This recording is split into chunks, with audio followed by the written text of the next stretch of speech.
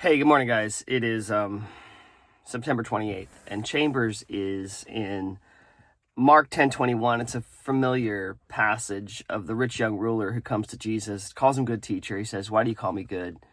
And then Jesus proceeds to tell the rich young ruler, well, he says, "What must I do to be saved?" And he talks about the commandments. He says, "Oh yeah, got that. I've kept those." And Jesus says, and this is the kind of where Chambers comes down today, is there's one thing you lack. And the funny thing is, we could hear that and say, "Oh, good, only one thing. I've done all these things. I've got one thing left." But it's the same one thing that Jesus would point to all of us and say, "There's one thing you lack." And for him, it was sell everything you own. What it means is lay down your right to yourself. Lay down your selfish desires, ambitions, motives, and completely submit to what I'm going to have you do. Because in that moment with that person, he needed him to give up his earthly treasures and follow. And for us, while it may be that same call, there's only one thing we lack. And Jesus will illuminate that for us. But it all comes down to giving up our right to ourselves. Chambers says this a lot.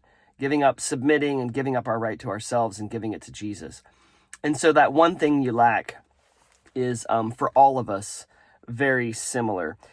Chambers says, our Lord never puts personal holiness to the fore when he calls a disciple. So he never says, "Here's what I need you to do. I need you to pray. I need you to fast. I need you to," all these things that would be personal holiness kind of endeavors. That's not what he talks about when he calls us. When he calls us, he tells us to do the one thing.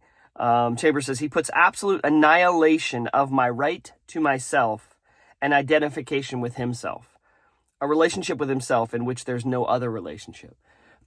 Later he talks about, he says right here, Luke 14:26, which I wasn't familiar with the actual citation, but Luke 14:26 is a very familiar passage. Unless, let's see, here it is. Unless a man, if anyone comes to me and does not hate his father and mother, his wife and children, his brothers and sisters, yes, even his own life, he cannot be my disciple. That's Luke 14:26. And that's the one thing. That's the one thing is submitting everything, and which includes relationships, obviously. Submitting all our rights to our own relationships, our own rights to ourselves and our interests for relationship in exchange for relationship with him.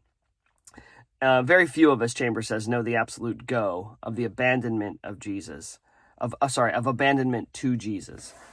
And this is an interesting one. He's talking about the places where God has touched us, Chambers is, and where he hasn't, where we are withholding, like the places where he identified with the rich young ruler.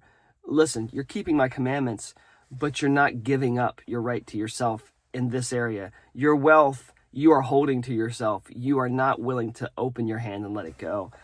And Chambers says where you are soft with God, meaning pliable and malleable, is where the Lord has looked at you. He talks about this, seeing you. And he actually talks about Jesus looking at this young man with love. He looks at him and he loves him, which is the sad part, because he walks away. The rich young ruler walks away sad, and he rejects Jesus. And that's the thing too, is we sometimes forget the rich young ruler. We feel compassion for him, which Jesus does as well, but we fail to recognize the fact that he just rejected the Messiah. He just rejected life and chose his own interests instead, which is terribly sad. Jesus must have been heartbroken, actually.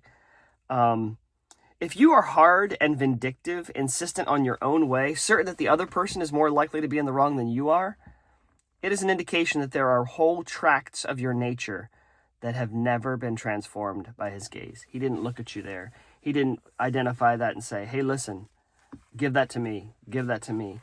Yeah, and I think that's really kind of that's the whole point. Give that to me. And I think that's the question then for my life is what parts of my life is Jesus whispering to me, give that to me. And we could say, oh, well, that's kind of a disgusting, I'm holding on to kind of a selfish part of my life. Jesus wouldn't want that because it's dirty and it's not something attractive. Well, that's exactly what he's saying. Give that to me. He told the rich young ruler, give me that greed. That greed is going to pull you to the grave. Give it to me. And he says it with love and compassion. And anyway, what parts of your life is he saying, give that to me? You guys have an awesome day.